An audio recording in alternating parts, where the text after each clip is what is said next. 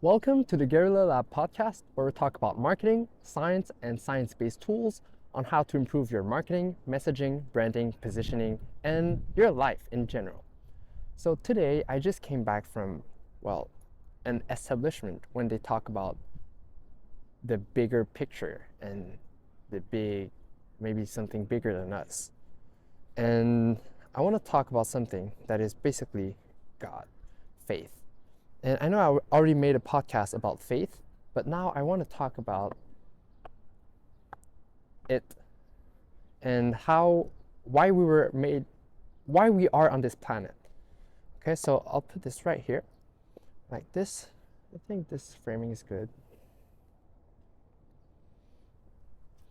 All right, this is a little bit too high, put it smaller,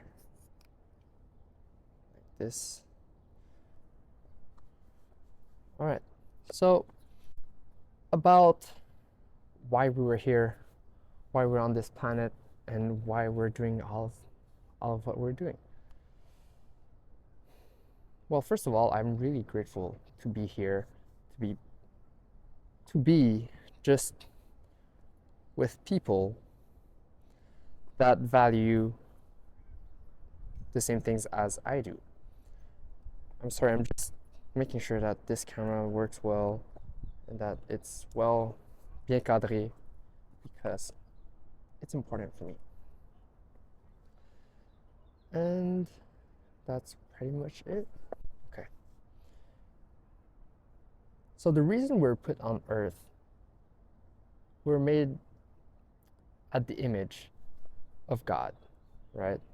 Of God, and I'm not ashamed of what I'm thinking right now. I'm not ashamed of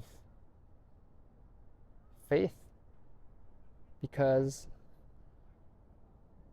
who are other people to judge what I think? And right now we're May 14th. I have no shame in admitting I'm wrong or right. Well, I'm not sure if I'm right, but I'm looking forward to thinking that I'm wrong. I'm looking forward to admitting that I've been wrong. Maybe what I'm thinking right now is true, maybe it is not. But it's really what I think right now. And this podcast, part of this podcast is to document and keep track of what I'm thinking, how I'm thinking, and the reasons why my thinking changes, and why I think some type of way, and why I don't think some type of way, and what makes me think something. So every time I have a thought, I question it. And sometimes over questioning your thoughts could be a downward spiral towards nothing, towards losing yourself, or towards a never-ending cycle of negative thoughts. If you keep asking yourself, hey, is what I'm thinking really true? If someone compliments me, did they really meant it? Like, don't take this out of context. You have to question your thoughts and question what you're thinking. But there's a fine line. So let's determine where this fine line is. What is that fine line, and what makes something too far to question? I don't think there's anything too far to question. I think there's always something that we can question and that we should always be questioning. But sometimes there are things that are said and told that don't need further explanations. An example of that is, hey, I'm walking on a road, on the sidewalk, and someone says, hey, I really like your shirt. I really like your shoes. Like, I'll show you my shoes right now. So if someone says, hey, I really like your shoes, well, I'll just take it and I won't question it. Well, I could question it. I'm not telling you to not question things. I'm telling you, think about questioning it. If people say, I like your shoes, I'm going to be like, okay, let me take a look at my shoes. Is it real? Is it true what they're saying? I believe it is. So That's amazing. I recognize the compliment. I recognize that it said it. And then I do what I want to do with that. It's not my opinion, it's an opinion. It's not a fact. When someone says I like your shoes, then it's not an opinion. It is an opinion. It's not a fact. So take every opinion and even every fact with a grain of salt, even if it's a compliment. Because sometimes compliments can be not only backhanded, but they could be saying something about you. If someone says, hey, I really like the way that your confidence, I really like your confidence. Maybe you're actually confident and you feel confident and trustworthy towards yourself. But if someone says, oh, I really like your confidence and how you talk to other people, and you know that you being confident that way is a shell that you've put up, you know that this confidence is not true, this confidence that you portray is not really you. Well, first of all, I believe that everyone deserves confidence and everyone has confidence within them. But if you portray confidence and you're saying like, if you know that you're putting up a mask or a facade that's not true, you know it and you have to question it. Yes, maybe to start being confident, you need to put up maybe a facade, I don't know. But if you know deep down, you receive this compliment and you analyze, you ask yourself the question of, okay, they said I was looking confident. Why is that? Because I'm taking care of how I dress, I'm taking care of how I talk. I'm working on improving my mind and improving, like I'm building this iron mind and this temple within me. Like my body's a vehicle, it's my temple. If I'm not feeling good in my temple, how can I feel good outwards? How can I give? Pastor Georges, he just talked about how some people, they do it for their families. So men, specifically, husbands do things for their family. They do it for them. They work for them. They work so that their family can be provided for. They work for their kids. They work for their wife. But is the husband with his wife? Is the husband with his children? That's a question that really clicked with me is, okay, you're doing all of this for them, but are you with them? Are you doing it with them? And that's part of being present. That's part of doing what you're doing at your full capacity. Let's say that you have 5 minutes with your wife. Well, let's say for a coffee. If you use this 5 minutes wisely, you're just gonna turn off your phone airplane mode and be 100% focused with her and be present.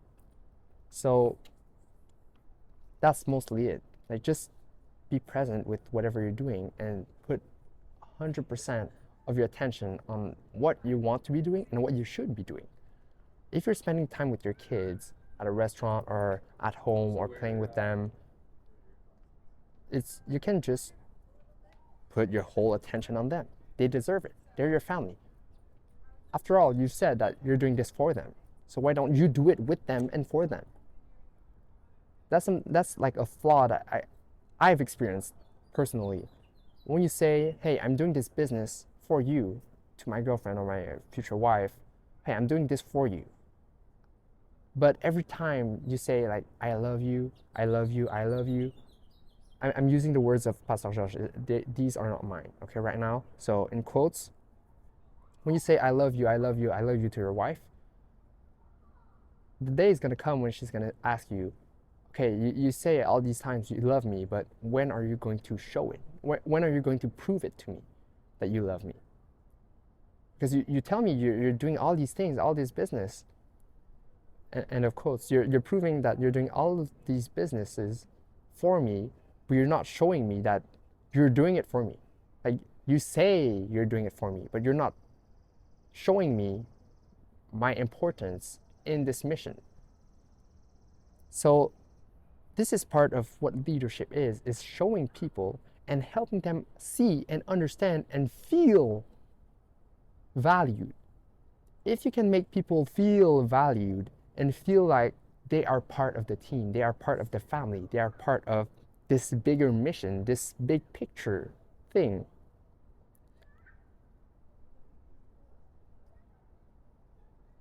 then you're going to start walking towards what should be done. Like today is Mother's Day. We're Sunday, May 14th, Sunday, and I haven't seen my mom yet. She's at home. I left early this morning. There's a camera pointing at me over there. I think they're doing some kind of topography or arpentage. And so I'll come back home.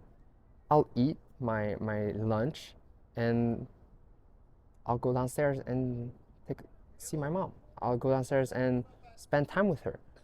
I have business to do. I have things to do to take care of like my family, myself, the people I care for. Like I have to do those. I have a list. Like today we'll talk about this another time, but I'll spend the time with my mom. And especially today, like it's a special day. Woman should be cherished every single day. Woman, I'm saying woman as a generalization, but everyone should be cherished every single day. Everyone should feel loved and valued every single day. And I think this is part of my mission is help people feel valued and give value to the world. And as you give value to the world and give yourself, your identity to the world so that people can maybe stick to it or make their own minds on you or with you, or you get other people in your mission or in your ultimate goal. If you can help people, maybe some people, they don't have the ability to build their own boats. They don't have the ability to, they don't know where this bolt is going, where the nut should go, where to hit with the hammer. They don't know how to do that. But if you gather like one person who knows where to hit the hammer, how to handle the hammer, which valve to press, which button to press, how to build a ship, you cannot build it by yourself. Some people, okay, they are genetically gifted and they are gifted and they know exactly how to build the whole cockpit of the boat. They know how to build the whole front, the whole deck of the boat, of the boat. They know how to do it by themselves. So they start, okay, let me take this hammer, let me take this, let me do it. So it works. But at a certain point, once you've built your cockpit or your deck, then what next? You've built this empire, this business, this kingdom. But what next? Like you're alone in this cockpit, on this deck, no one around, and you're wondering, okay, what is that all there is to life? Well, maybe if you get someone else, like your cockpit or your deck cannot go on the ocean by itself. It needs, like, I don't know the parts of a boat, but it needs something below, it needs something like the machinery, like all of that. But you don't know how to build that. You don't know it yet. You think you know how to build a boat, but once you end the first manual, which is just the deck or just the cockpit, then you're like stuck. Where do I go from here? That's where a lot of young guys they're coming from. Like they have this nuclear weapon within them. They have it. They can use it. Like, yeah, okay, they use it and sometimes it hurts people around them, but it's okay because they're building their own cockpit. But when you realize that your nuclear weapon should be used in a way that is empowering to other people, then you're going to understand that a boat is built together in a group, in a community.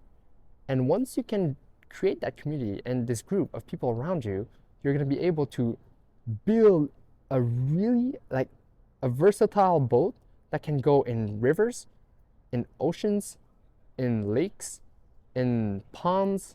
It's a boat that can go everywhere because you've adapted so well and there's so many variables that different people added to the boat. So when people they add their own sauce to the boat, then that's really what we need. That's different styles of work that's going to make this an amazing versatile boat that is drivable, that you can drive, and that you could be the captain, or you could be the steward, or you could be someone that's guiding the boat. Like if you're a leader, you a leader is not telling people, hey, you should do this with the hammer, you should do this, that. No, don't micromanage. Have a vision. The goal is to build a boat. Okay. So in life, the goal is to build a boat. Once the boat is built, what next? Like, it needs a direction to go. So the first direction is to build a boat. But once it is built, like people are not gonna work on a boat that doesn't have a mission.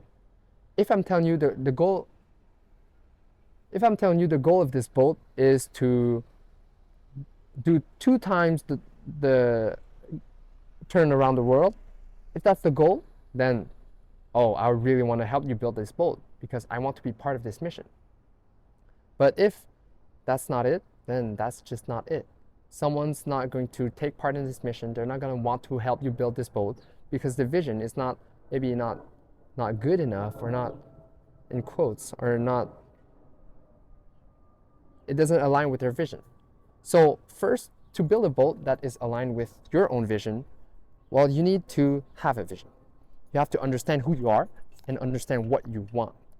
Because if you don't know what you want or who you are, it's going to be hard to have a vision that gets people with you. Okay.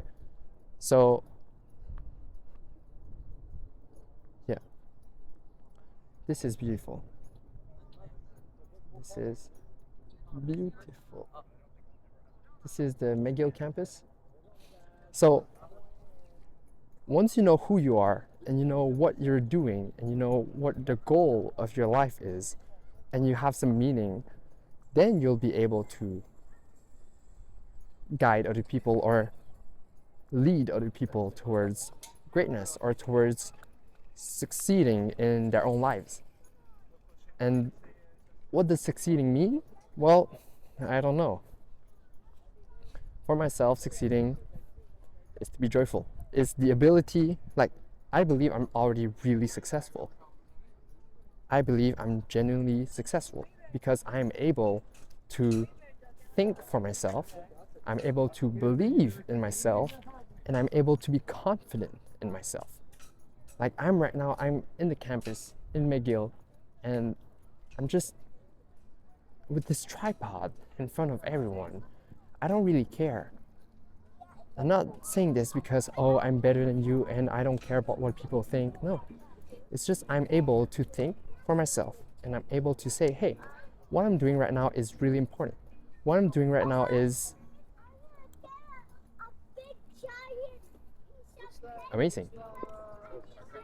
And these podcasts especially is a documentation of showing you how possible it is. Right now, I'm not financially, like, I wouldn't say I'm in a bad place financially, but I would say I'm not where I want to be financially, okay? And I cannot be like satisfied and settle. I'm not ready to settle. I'm not there yet. I'm not this person. I'm him, like I'm me. And like you see this Mickey Mouse, this chemise, beautiful outfit. Like, this is me. Like, I'll show you my outfit. I'll just put this somewhere. I'll show you my outfit. I'll show you how I'm dressing. And I'm dressing for a reason. I'm dressing up for a reason. One, because I was at church. And second, because I want to look good.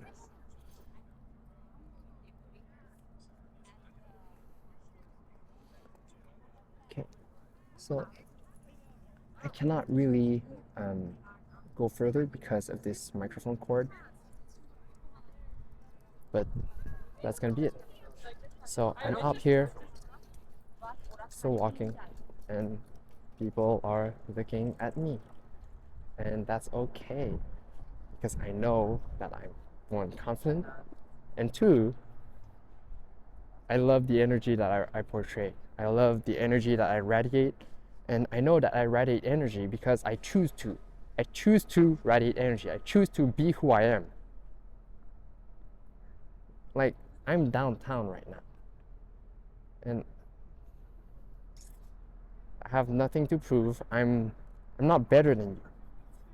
I'm not better than anyone. Well, that's false. I'm better than some people at marketing. I'm better than... No, not even. No, I'm not better than anyone in marketing. I'm just who I am. And if you think that I cannot do something, well, that's okay because I'm not doing it for my haters. Like, I'm not doing it for people that don't believe in me. I'm doing it for myself. And if you believe in me, great. Thank you so much. If you don't believe in me, great. Thank you so much. It's like the story of the man that owned horses, like a stable. He owned a stable of a couple of horses, and I'll tell you the story. So it's a man. How do we call it? It's a jockey? No, not a jockey. It's a cowboy. Let's say it's a cowboy. I think it's a Chinese saying, but I'll try to not be racist and I'll try to say it as it is. So this man, he was... One day, he's in the village and he owns horses, but one day, a really beautiful, let's say a kind of unicorn, comes to his stable. It stays in the stable, and everyone in the village, they come to him and they're like, "Oh my God, you're so lucky." And he's like, "Maybe." Like, luck or not, it's just maybe I'm lucky, maybe I'm not. It's okay. So he's like, maybe. And then next thing happens is, oh, it's beautiful behind me. Next day, the horse disappears. The village comes and they say, "Oh, you're so unlucky. The horse went away." He's like, maybe. Maybe I'm lucky, maybe I'm not. A couple of days later, the horse comes back.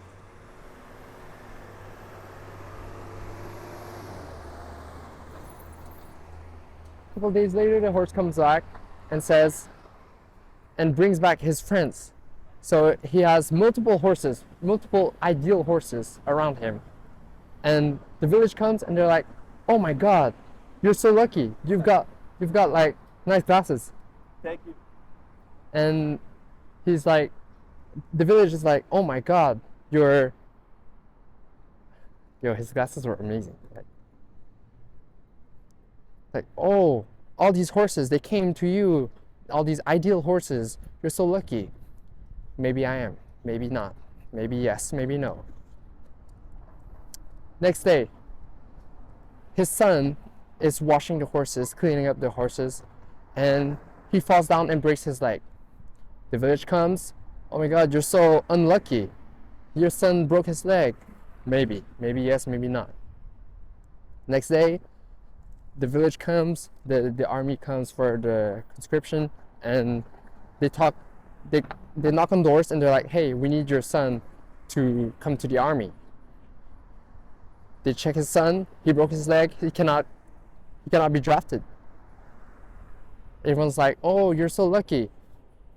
He's like, maybe yes, maybe not. So the moral of the story is, whatever is happening, everything is happening as it should. Everything is going the way that it should be going. Nothing is wrong, nothing is right. Everything is already planned and you're already living the life that you should be living.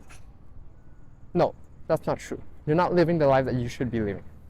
Well, yes, it is. It is true. But what I want to say is,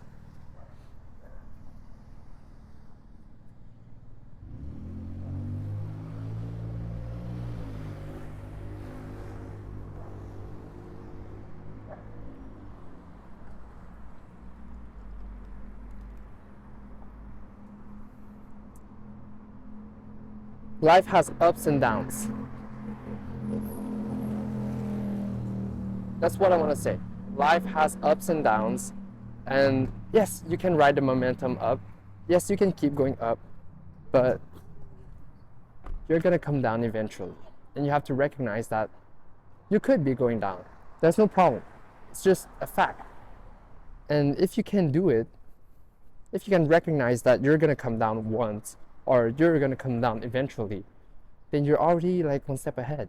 You don't need other people's validation or other people being like, oh, you're going down, so sad of you, or you don't need other people's validation. Like you've already proven yourself, and you already know that what you're doing is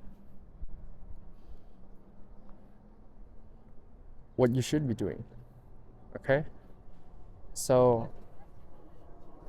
just be you. I'll keep this short. I'll keep this 30 minutes. And even if you're in a rut, just take one step forward. Once I was in a really bad rut, a really deep hole. I had no idea where to go. I had no idea where I was. I wanted to leave that mental prison, but I had no idea how. I promised myself that I would never do something crazy. I would never off myself. I would never off someone. I would never do anything crazy. But I knew that I would go through it. I knew that I would be doing something. Okay, so to get out. So the first step was, one, recognize that, okay, this might not be it, but the only way forward is through. The only way that I can keep moving and I can grow and keep being a person, keep being my person, is through. I need to go through this. I need to live it, and I need to be conscious of my thoughts and actions. I need to be conscious of what I'm doing and what I'm thinking. And once you're conscious of that, you can start moving forward. Moving forward is just putting one step in front of you. What is one thing that you can do right now? One thing I can do is, well, I would love to have a sip of water, but when I was in my house and I had no idea what to do, I just made my bed. Well, the first step was recognizing that the only way forward is through. That I could not stay in this hole, that I had to take a decision. Every time I did something, I have to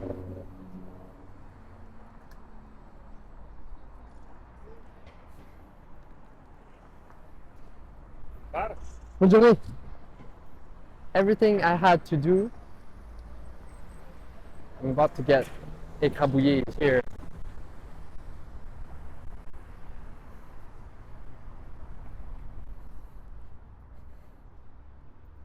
So the guy, he just did a peace sign and he wanted to be in the video, so he's in the video.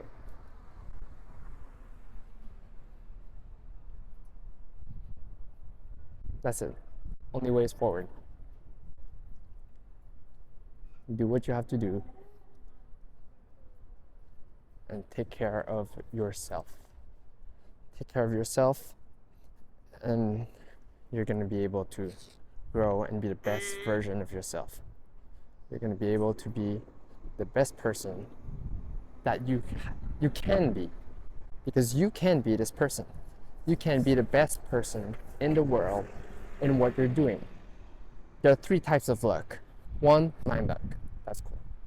Second, it's actually, I don't know what those kinds. I don't want to talk about something I'm not an expert at. So the types of luck, you can look it up. It's how to be rich without getting lucky, How to Get Rich Without Being Lucky by Naval Ravikant on YouTube. It's like 3 hours. It's a tweet storm. Naval Ravikant is the man. He starts about talking about luck. Okay, so that's pretty much it. That's all I have to tell you today. Okay, I told you I was gonna stop this at 30 minutes. It's been 30 minutes and 30 seconds. So this is the Guerrilla Lab podcast. This is Kirkland, and I hope you have a wonderful day. Here are some pigeons, and keep on being amazing. You can do it.